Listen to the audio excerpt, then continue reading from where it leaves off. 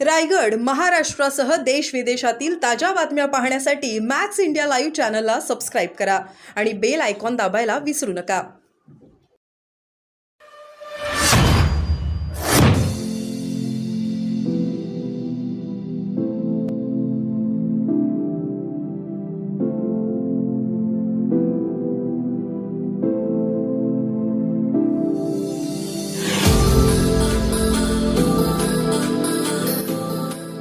भारतीय जनता पक्षासारखा दांभिक पक्ष या जगामध्ये नसेल। खऱ्या अर्थानं मनात एक आणि ओठात एक अशा तऱ्हेची त्यांची भूमिका कायम राहिलेली आहे। राष्ट्रीय स्वयंसेवक संघ हा संविधानाच्या कायमस्वरूपी विरोधात होता। ज्यावेळेला संविधानाची संरचना होत होती त्यावेळेला त्यांनी संविधानाच्या विरोधात भूमिका घेतली होती। मनुस्मृतीसारखा ग्रंथ असताना संविधानाची आवश्यकता काय अशी छातीठोकपणे भूमिका घेणारे राष्ट्रीय स्वयंसेवक संघ आणि एकंदरच या देशामध्ये जी संविधानाची संरचना झाली त्यातला मूळ उद्देश जे आहे त्या उद्देशिकेमध्ये न्याय, स्वातंत्र्य, समता, बंधुता ही तत्वच त्यांना मान्य नाहीत। समतेच्या ऐवजी ते समरसता म्हणत असतात।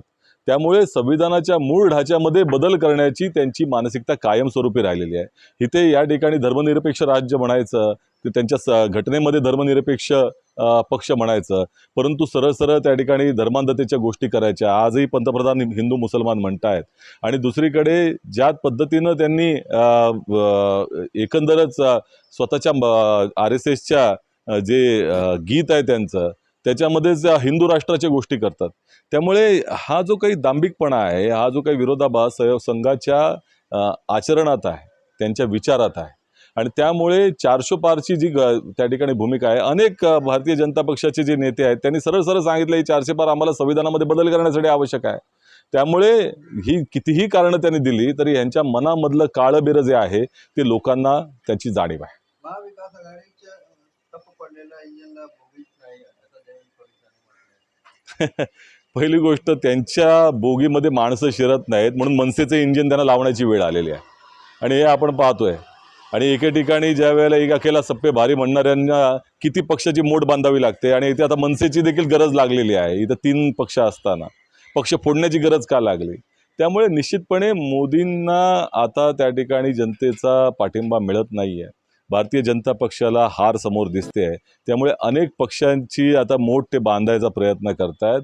वस्तुस्थिती ही आहे की ह्या सगळ्या मध्ये भारतीय जनता पक्ष हा पराजित होतोय आणि त्यामुळे अशा पद्धतीचं महाविकास आघाडीवरती त्या ठिकाणी आरोप करण्यात चाललेला आहे। जनता आता फार लक्ष देत नाही त्याच्याकडे। तर निवडणूक आयोगाने बारामती लोकसभा मतदारसंघातील एक अपक्ष उमेदवाराला तुतारी हे निवडणूक दिली आहे, कसा पाहतात? निवडणूक आयोगाची भूमिका ही निश्चितपणे चिंताजनक आहे।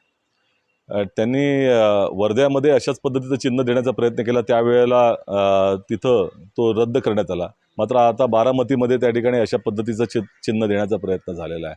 त्याबद्दल आक्षेप 1-1.5 महिन्या अगोदरही राष्ट्रवादी काँग्रेस शरद पवार गटाने घेतला होता, परंतु तरी देखील जाणीवपूर्वक हे केलं जात आहे। तुम्ही पाहता चंदीगडमधली निवडणूक कशा पद्धतीने झाली महापौर पदाची तीही आपण पाहिली।